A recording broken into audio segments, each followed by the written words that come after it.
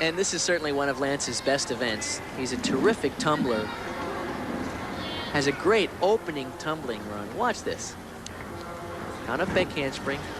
Laid out. 1.5 twisting, 1 3/4 flip. Beautiful opening run. Ryan's score on the rings, 9-6, and that will move him up.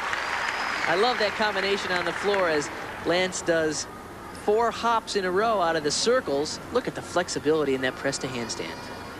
Lance Ringwald needs only 8-4 to win the all-around title. Here's Lance's second tumbling run. Front step out.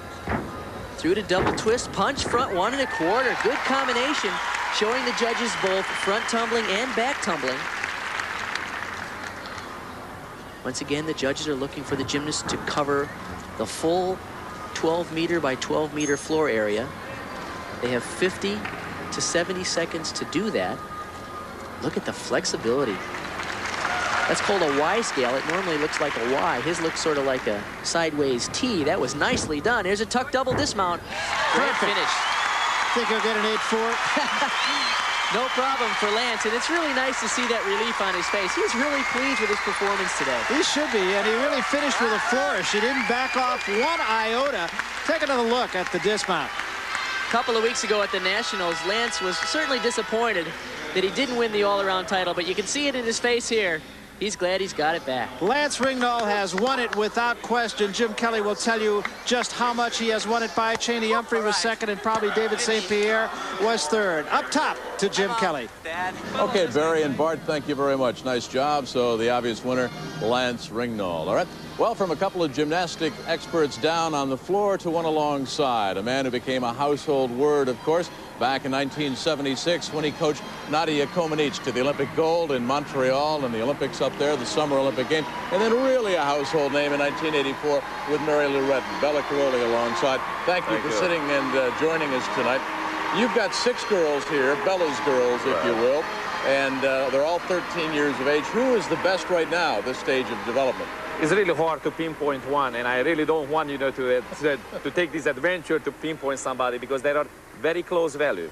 As the paper form shows, though, the little Kim Zemeskal has the best track record the past, maybe in the past 6 months, winning the American Classic, competing in Europe, winning very important competition in France. So she's the one right now who would stand a little bit more out than the other ones. But I really feel the ranking, the places can change very, very quickly anytime, because I just told, these kids are extremely close to each other as preparation, as desire, as dedication, and as gymnastic value too.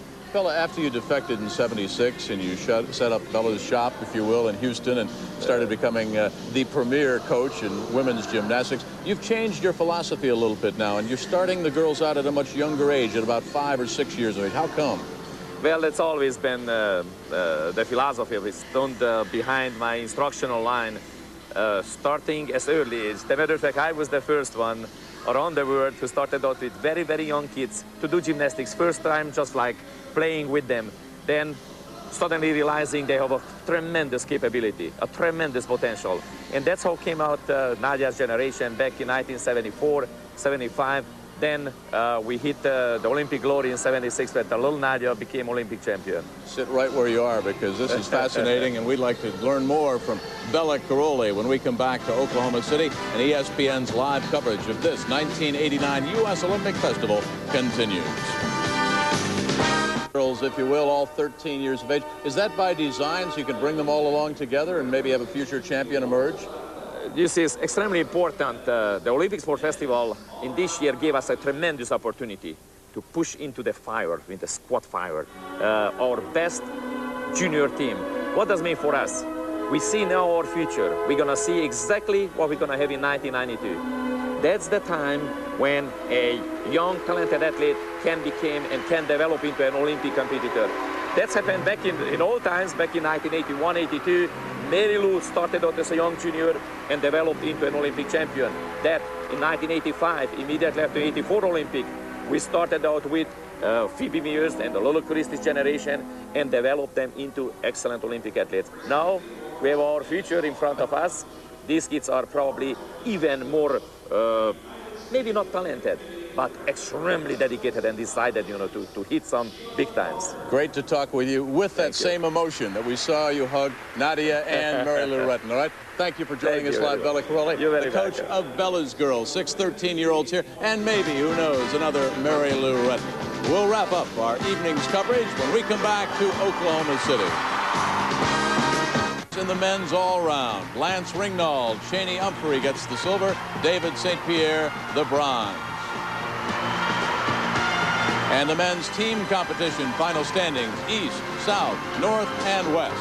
Don't forget, more live coverage from Oklahoma City tomorrow. Men's, the gymnastics preview coming up, diving, the women's 10-meter, and track and field at 4 o'clock Eastern Time. For all our U.S. ESPN Olympic Festival team, I'm Jim Kelly. Good night, everybody.